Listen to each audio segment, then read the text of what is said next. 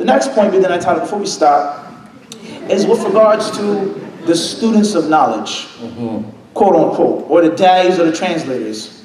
The best way to summarize it in a law item, because it's a very long, extensive issue, is that all those who have power fear to lose it. All those who have power, they're afraid of losing that power. Now, like you said, Abu Sama, Abu Zainab, rock star, right? Superstar. I'm a student of knowledge. Regardless of what I studied or what I didn't study, that I graduated or not, but I'm declared a student of knowledge. I can marry any sister that I want to. I can have literally a revolving door of 4 wives, literally at my leisure. This sister, that sister, this sister. I want a younger one, an older one, a light skin one, a dark skin one, a thin one, a thick one, anyone. This is reality. This is not a joke. This is real. Real talk. This is real. Real talk. Money, I want to go make umrah. My umrah ticket is paid for. I want a house, I want a car, I want this, I want that, food, fruit, tea, whatever you want. Tafaddal.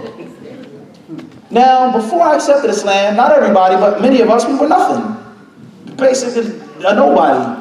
I come to Islam, I go overseas, I graduate from a school, I'm a superstar, I'm a celebrity. Wherever I go, people know me. They invite me to come and eat lamb, marry my daughter, be the imam of our community. This is reality. This is reality. Literally. So this person, if he does have a pure heart, if Allah hasn't purified him, do you think he's going to relinquish this power to somebody that's younger than him, smarter than him, more talented than him, an actual real student of knowledge that's up at night reading and studying books, as Ali Davis says, principles, rules, usul al-fiqh, he says judicial law, not sharia. Me, I barely graduated. I barely studied. I barely speak Arabic. It's just like sports. They're the greats of the 60s, the 70s, the 80s, the 90s. It's nothing like the athleticism of 2017. It's nothing like this player who can play the power forwards, the small forward, the shooting guard, he can play every position on the court. The athleticism is nothing how it was back then. A 50-yard field goal was an accomplishment. Now people kicking 60, 65-yard field goals easily. The athleticism has evolved. So it's a different breed of student of knowledge. Now people are getting PhDs. People are getting master's degrees. People are studying and benefiting. So what you did back in the day, perhaps it was good, it was sufficient.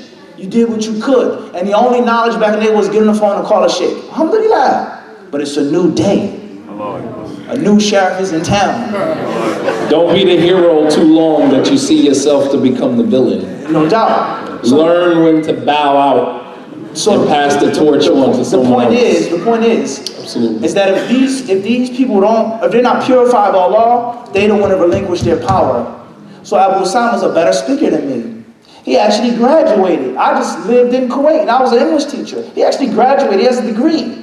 He can translate, he can give a lecture, he can give a khutbah, he can do all these marriage counseling. I don't want Abu Osama to take my position and my status. He's better than me, he looks better than me, he's cooler than me. I have to get rid of Abu Osama. This is a reality. So how can I get rid of him? I can't beat him in a fist fight. Preach! Can't beat him in a fist fight. What am I going to do? I'm going to do what now? I'm going to find a way to assassinate his character. Get rid of him. He said this, he did this, whether I cut, whether I paste, he didn't mean it, he explained it. However I get rid of it, that's what I'm going to do. When I call up the sheikh, yeah sheikh, listen carefully, we have someone, not a graduate, not an imam of a community, not a leader, not someone that took this hole in the wall masjid and turned it into a major center.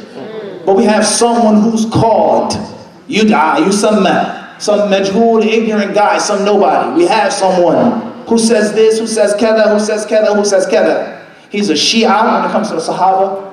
He's a Qadri when it comes to the predestiny. He's a Murjid when it comes to Iman. When it comes to the rulers, he's a Khawarij. Every bid'ah is in him. Real talk. That is real talk. So the scholar, like we said, the accountability, he's either going to give a general answer. I don't know who this person is. If what you're saying is true, then that's wrong, so on and so forth, stay away from him. Who is the person? Allahu A'lam what the scholars want to say. The point is that there are many reasons, there are many causes. From them is people being afraid, people being inferior, people being jealous, and people being envious. They mention here about being on a pedestal and you never thought, that wasn't how I came up. People always envied me. I wasn't a deviant back then, but it was always tension because I was so young. And the brothers that would shake my hand, we would sit, drink tea together, people that would talk about me behind my back. So the point is that in 2002, and I'm going to leave you with this, I was sitting in the Prophet's Masjid with Sheikh Abdul Muhsin al-Abbad.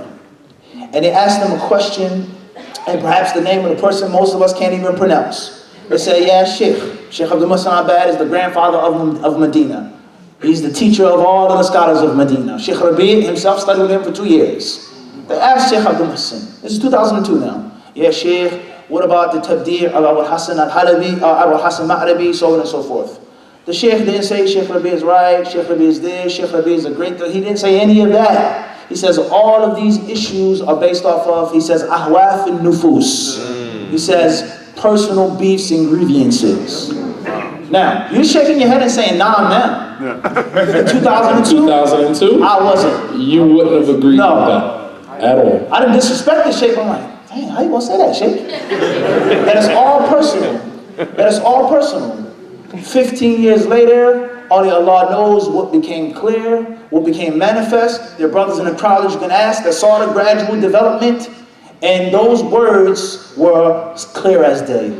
And the same thing has happened and is happening in America. The only reason why you were looking for the mistakes of Shadid, if he did make a mistake, maybe he did make a mistake, maybe. The only reason why you were looking for them is because you're jealous.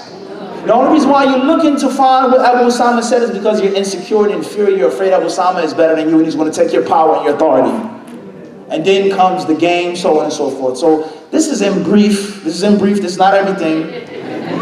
The most important thing that I want to give you guys is just look at what happened. Abu Osama mentioned about the scholars from Jordan, Abu Osama, Ali Halabi, Musa Nasser, Hussein Awaisha, Osama Kousi from Egypt, QSS, they came to America, came to Canada.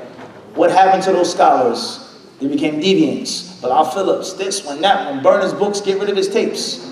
You accepted Islam, you made tarbiyah, you grew your beard, you put on hijab, you left kufr, you left shirk, you came to the deen, now get rid of all of his books. And then another scholar comes, he's a deviant now. And then this one comes from Bahrain, and this one, and this one, and that one. How long are you going to be stupid? How long are you going to see that it's a big game and it's a big joke? And you're the victim of it. You're on the shortest end of the stick. You can't make that consistent upon someone teaching you, benefiting your soul, and then burn all of his books.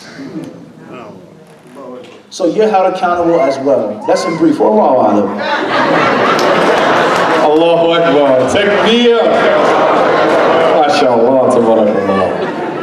If we didn't say anything else tonight, you have cut kufitum. You have been sufficed.